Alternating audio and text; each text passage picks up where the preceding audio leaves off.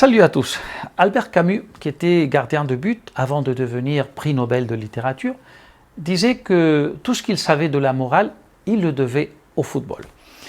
Et oui, parfois, le football nous apprend de grandes vérités. Ces jours-ci, par exemple, le cas de Kylian Mbappé nous permet d'observer comment une communauté agit lorsqu'elle veut soumettre une personne en la privant de sa volonté individuelle. L'année dernière, comme vous vous en souvenez certainement, il a prolongé sa relation avec le PSG pour 2 saisons, avec la possibilité d'une année supplémentaire si le joueur décidait de lever cette option. Mbappé a informé le club qu'il ne lèverait pas l'option de l'année supplémentaire, ce qui signifie qu'à la fin de la saison prochaine, lorsque son contrat expirera, il sera libre d'aller où il veut.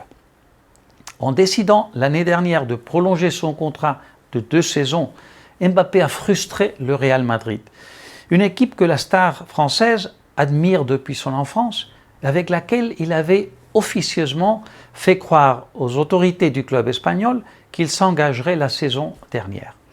Mais l'année dernière, les pressions qu'il a subies en France de la part des dirigeants du PSG, de ses coéquipiers, des supporters, des journalistes, et même des hommes politiques dont le président Macron, pour ne pas parler de l'État du Qatar, l'ont fait reculer et rester au club parisien un peu plus longtemps, malgré les mauvais résultats de cette équipe dans les compétitions internationales et malgré le fait que le Real Madrid lui offrait la possibilité d'être le leader d'une équipe à l'histoire légendaire en Europe.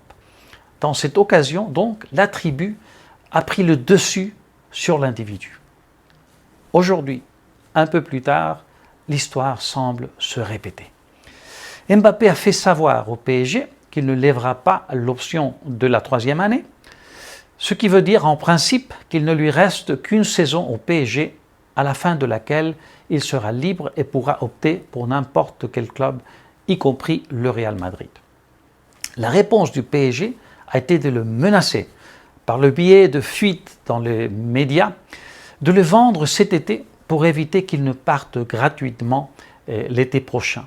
Et le vendre maintenant signifie essayer de l'empêcher d'aller dans le club auquel il aspire depuis longtemps, car il n'est pas certain que le Real Madrid veuille payer pour quelqu'un qu'il aurait gratuitement l'année prochaine, ou s'engager dans une course contrôlée par le Qatar, bien sûr, pour faire augmenter le prix du joueur et finir par le vendre à une tierce partie.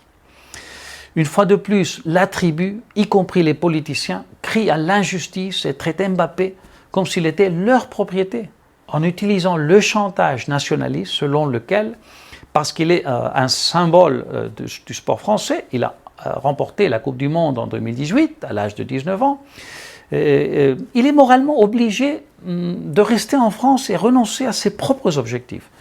En d'autres termes, un footballeur, c'est-à-dire quelqu'un qui a choisi une des carrières les plus courtes qui soit, une carrière qui ne dure guère que 15 ans à peu près, et qui joue au PSG depuis 6 ans, et avant cela a passé quelques années à Monaco, et qui n'a pu remporter aucun titre international, collectif ou individuel significatif avec le club parisien, même s'il est un des meilleurs joueurs du monde, n'a pas le droit de prendre les décisions concernant sa vie et sa carrière parce qu'ils lui ont été confisquées par la tribu nationaliste et mercantile d'ailleurs, car plusieurs membres de cette tribu, dont la Ligue 1, ont besoin de l'argent que la présence de Mbappé en France génère en droits télévisifs.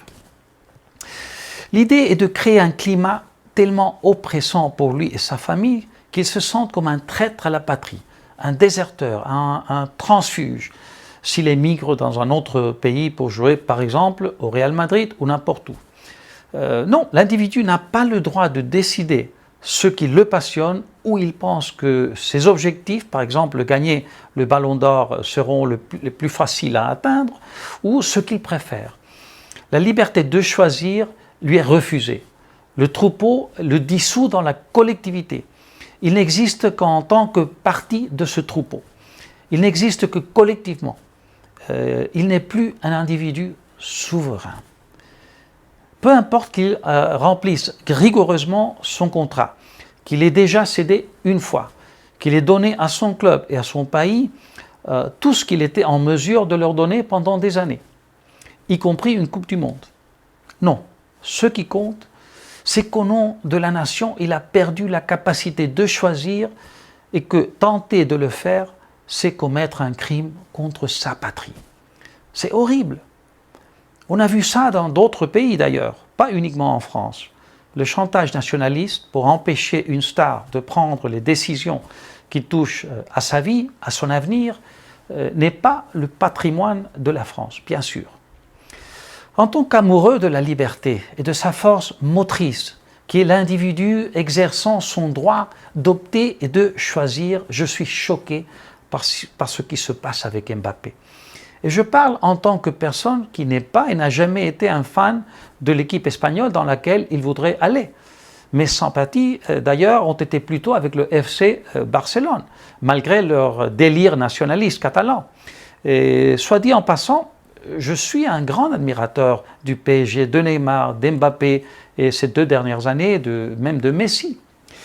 J'ai l'impression que les pires instants et les pulsions illibérales les plus affreuses ont pris le dessus. Le résultat est vraiment très déprimant. Camus avait raison. Le football nous donne de grandes leçons de morale.